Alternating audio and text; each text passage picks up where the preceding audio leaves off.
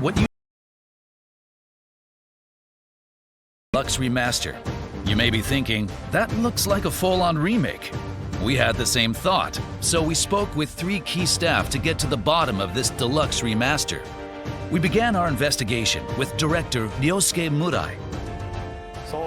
Well, actually, it wouldn't be an exaggeration to call this game a remake, considering the work we put into it. Before we could even ask a question, Murai was giving us the inside scoop about the game.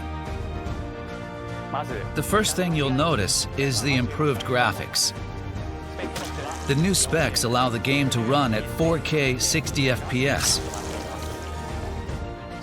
We've also made quite a few quality of life improvements, like the ability to move while aiming, as well as other adjustments to make controlling Frank more intuitive. Thanks to popular demand, we've added an autosave feature and fine-tuned the user interface. The game will be fully voiced in 9 languages, with text in 14, giving more players around the world a chance to enjoy characters' dialogue. We've also made some improvements to NPC behavior that we hope will make surviving the zombie apocalypse with all the colorful characters that much more enjoyable. That sounds like a complete overhaul.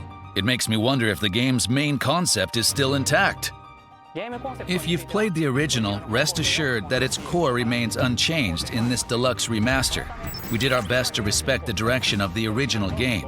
We kept the fundamental gameplay the same while improving upon the user experience. With this, we believe that both veterans and newcomers alike will be able to enjoy a fresh experience. Our goal was to ensure that today's players would experience the same shock players felt when the original game was released.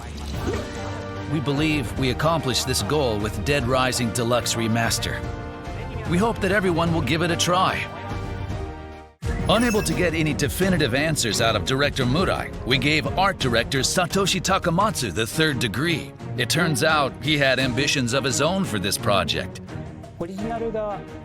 Because the original came out 18 years ago, there were many limitations during development.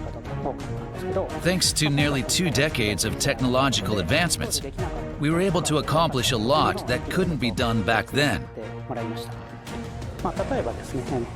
For example, Resident Evil, Capcom's other zombie franchise, focused on quality over quantity. Dead Rising took a different approach. The goal was to pack as many zombies as possible into that huge shopping mall.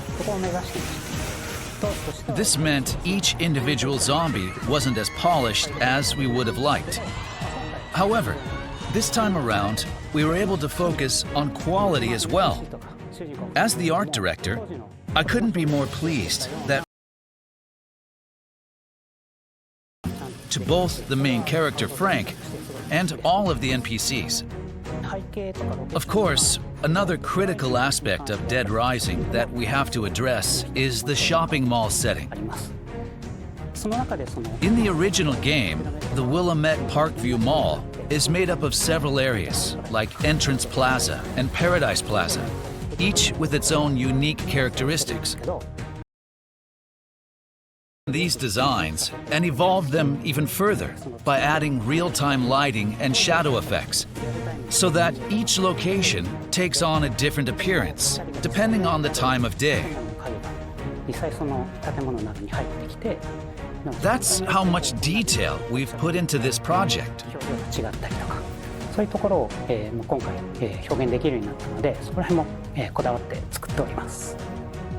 For character animations, we tried to limit unnecessary changes and use the original data as much as possible, especially during action scenes. We could have made them more realistic with today's tools, but we wanted to preserve the unique and comical movements that made the original Dead Rising so special.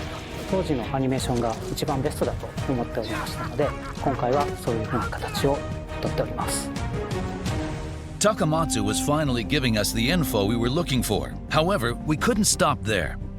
We had to know why this is called a deluxe remaster. To do that, we tracked down the game's producer and managed to get his account. I think Dead Rising is a unique game with extremely tight game design, even by today's standards. However, we also knew the original game was released 18 years ago, and that improvements were needed to reach a modern audience.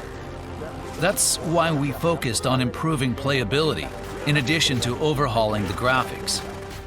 This game truly deserves the title